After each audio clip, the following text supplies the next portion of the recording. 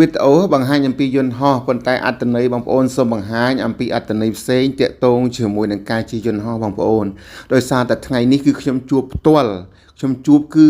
បងដែលជាពលករដែលគាត់បានទិញសម្បត្តិយន្តហោះទៅធ្វើការនៅប្រទេសថៃដោយសារតែយើងនឹងថៃបានបិទព្រំដែនបានផ្លូវគោកដូច្នេះទៅធ្វើឲ្យខាងបងនៃពលករគាត់ទិញជាមួយនឹងសម្បត្តិយន្តហោះដើម្បីធ្វើដំណើរទៅប្រទេសថៃបងប្អូនអញ្ចឹងខ្ញុំជួបក្រុមគាត់ផ្ទាល់ហើយគាត់មានការយំបាទមានការយំមានការបែបពិបាកប៉ុន្តែខ្ញុំក៏មិនអាចជួយគាត់បានដែរក្នុងចំណោមនោះមានគ្នាដូចជា18នាក់ជាងបាទ18នាក់ជាងប្រហែលជា18នាក់បាទបងប្អូនបាទដែលគាត់ទិញសម្បត្តិពីស្រុកខ្មែរនេះបាទពីប្រទេសកម្ពុជារបស់យើងទៅបឹងកកសវណ្ណភូមិប៉ុន្តែពេលដែលគាត់ទិញសម្បត្តិយន្តហោះប្រហែលជាគាត់ទិញសម្បត្តិយន្តហោះនៅខាងក្រៅបន្ទាប់មកធម្មតាប៉ាសពតរបស់គាត់ពេលដែលគាត់ទិញសម្បត្តិយន្តហោះគាត់នឹងមានគីកាប់ជាមួយនឹងកាដាសបាទកាដាសដើម្បីយកមក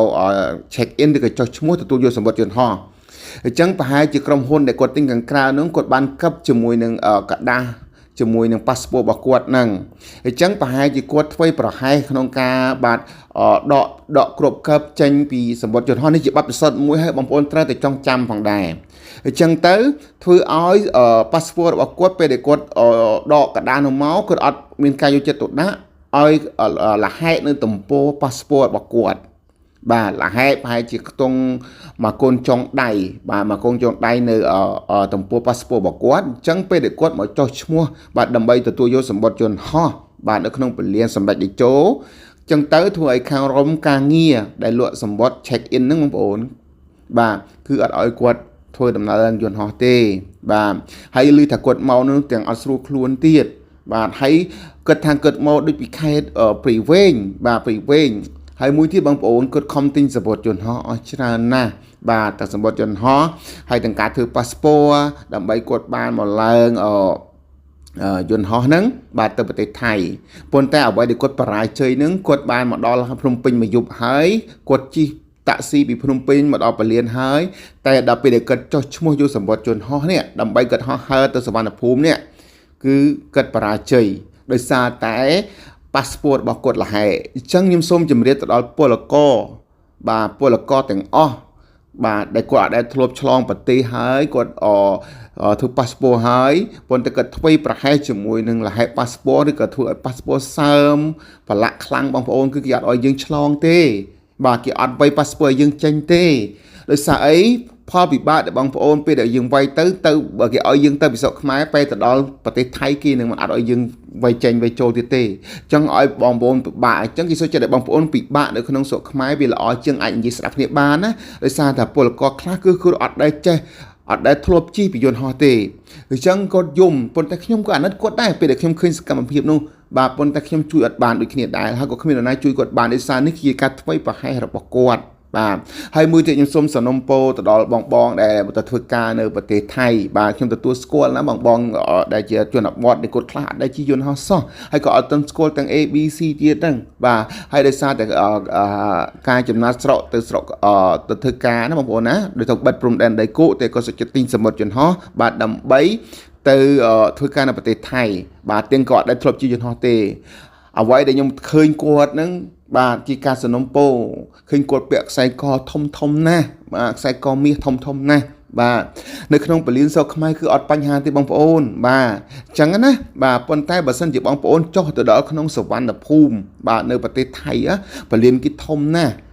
បងប្អូនអត់ដឹងទេហើយពាក្យច្រើនបងប្អូនខ្ញុំមិនមែនមើលងាយបងប្អូនដែលជាបងដែលនៅជនបទទេគិតឆាប់ជឿគេណាបាទឆាប់ជឿគេណាអញ្ចឹងពេលដែលគាត់ចុះទៅជួនកាលគាត់ទៅឯងទេពេលខ្ញុំឃើញពេលដែលគាត់មកសួរកែតខ្ញុំតែខ្ញុំត្រូវឡើងយន្តហោះកន្លែងណាណាបងប្អូនគឺគាត់ទៅមកតែឯងទេបាទហើយគាត់ពាក់ខ្សែកធំណាស់អ្វីដែលខ្ញុំខ្លាចហ្នឹងពេលដែលគាត់ចុះទៅនៅបឹងកកសវណ្ណភូមិនៅពលានរបស់គេបងប្អូនវាធំមែនទែនអញ្ចឹងខ្លាចគាត់បាទឃើញខ្សែកធំធ្វើជន់ខេលខូចនេះ បកប្រាកួតពេលគាត់ទៅសួរគេថាតើត្រូវចេញទៅកន្លែងណាទៅចេញកន្លែងណាបំពេញបែបបត់ហ្នឹងគឺខ្ញុំថាมันងាយទេណាបងប្អូនបាទសម្រាប់សម្បត្តិតែខ្ញុំចេះអង់គ្លេសខ្លះៗដែរពេលយើងចុះពីពលានយន្តហោះនៅប្រទេសថៃពេលដែលយើងចូលគេណាជាពិសេសប៉ូលីសរបស់ថៃវាមិនងាយវៃប៉ាសពតយើងទេវាសួរយើងអូអស់អាចអស់នោមដេកនៅកន្លែងណាយើងមកធ្វើអីយើងចុះឈ្មោះយើងមានតាក់ស៊ីមកយកអត់គឺ